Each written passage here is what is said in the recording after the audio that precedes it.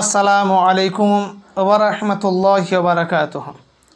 প্রিয় ইসলামিক শ্রোতা মণ্ডলী, আজকে আমি এই ভিডিওটির মাধ্যমে আলোচনা করব যে কোনো মুসলিম ব্যক্তি যদি হিন্দুদের মতো পুজোর মান্যত করে বা পুজোর মান্যত করে ফেলে, তাহলে সেই ব্যক্তির উপর শরীয়তের বিধান কী হবে বা শরীয়তের ফতোয়া কী হবে এই বিষয় নিয়ে। কারণ বর্তমান সময়ে অনেক মুসলিম ব্যক্তির ব্যবহার, কথাবার্তা, চালচলন হিন্দুদের মতো হয়ে গিয়েছে।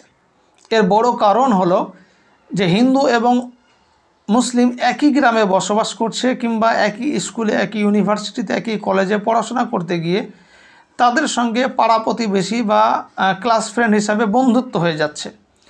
আর বন্ধুত্ব হয়ে যাওয়ার পরেই মুসলিমদের ব্যবহার, কথাবার্তা হিন্দুদের মতো হচ্ছে। আর এই অবস্থাতেই যদি কোনো মুসলিম ব্যক্তি হিন্দুদের মতোই পুজোর মান্যত করে ফেলে, ছট পূজা হোক বা যে কোনো পূজা হোক, যদি মান্যত করে ফেলে তাহলে তার উপর শরীয়তের বিধান কী হবে, শরীয়তের ফতোয়া কী হবে। তো যাই হোক, আজকে এই বিষয়টি নিয়ে দলিল ভিত্তিক, দলিল সহকারে আপনাদেরকে দেখাবো এবং এটা নিয়ে আলোচনা করব। তো যিনাদের এই বিষয়টি জানা প্রয়োজন, এই ভিডিওটি শেষ পর্যন্ত দেখতে থাকুন। আর এরকম গুরুত্বপূর্ণ তথ্য জানার জন্য আমাদের চ্যানেলটি সাবস্ক্রাইব করে আমাদের সঙ্গে থাকতে পারেন। তো আসুন আপনাদেরকে সরাসরি এই বিষয়টি দেখানোর চেষ্টা করছি। আশা করছি আপনারা স্ক্রিনে দেখতে পাচ্ছেন যে ছট পূজা মান্যত করার বিধান কি।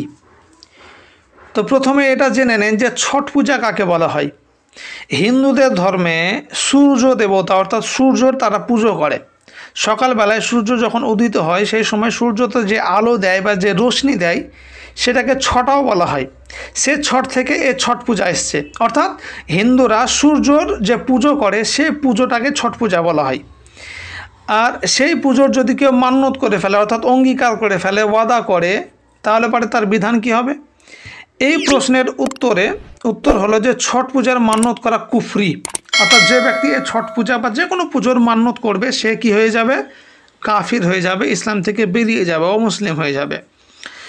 হুজুর তাজুস শরিয়া অর্থাৎ হুজুর আখতার রাজা খাঁ আজহারি রহমতুল্লাহ আলাই, এই হুজুর তাজুস শরিয়া রহমতুল্লাহ আলাইকে জিজ্ঞেস করা হয় যে এক মুসলমান পুরুষ ও মহিলা মান্যত করলো যে যদি আমাদের ছেলে হয় তাহলে ছট মিয়ার পূজা করব। এতে শরীয়ত অনুযায়ী তারা মুসলমান থাকলো না কাফির ও মুশরিক হয়ে গেল। এটা একজন প্রশ্ন করেছেন হুজুর তাজুস শরিয়াকে।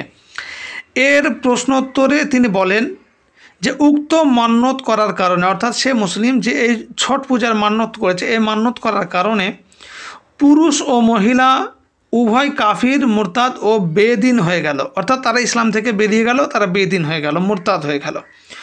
উভয়ের ওপর তওবা করা, পুনরায় ঈমান নিয়ে আসা ও পুনরায় বিবাহ করা ফরজ। যতক্ষণ পর্যন্ত সঠিক তওবা না করবে তাদের ব্যাপারে, অর্থাৎ সেই কাফির বা সেই মানত করার কারণে যারা কাফির হয়ে গেল তাদের ব্যাপারে জ্ঞাত মুসলমানদের ওপর ফরজ, তারা তাদের বয়কট করে রাখবে। অর্থাৎ যে সমস্ত মুসলমানরা জানেন যে তারা মুসলমান এখন আর নেই, তারা কাফির ও মুরতাদ হয়ে গিয়েছে, বেদিন হয়ে গিয়েছে, তারা কি করবে, তাদেরকে বয়কট করে রাখবে, তাদের সঙ্গে কথাবার্তা বলবে না, তাদেরকে মসজিদে ঢুকতে দেবে না, এই সমস্ত বিষয়।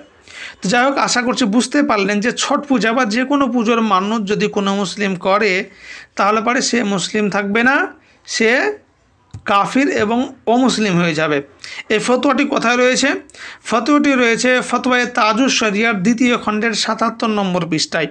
আমি আপনাদের উপকার স্বার্থে বা সরাসরি স্ক্রিনে দিয়ে দিচ্ছি, আপনারা একটু লক্ষ্য করে দেখেন। তো আশা করছি আজকে এই বিষয়টি বুঝতে পেরেছেন। আবার এর পরবর্তীতে গুরুত্বপূর্ণ বিষয় নিয়ে আলোচনা করবে ইনশাআল্লাহ। আজকে এ পর্যন্তই। আসসালামু আলাইকুম ওয়া রাহমাতুল্লাহি ওয়া বারাকাতুহু।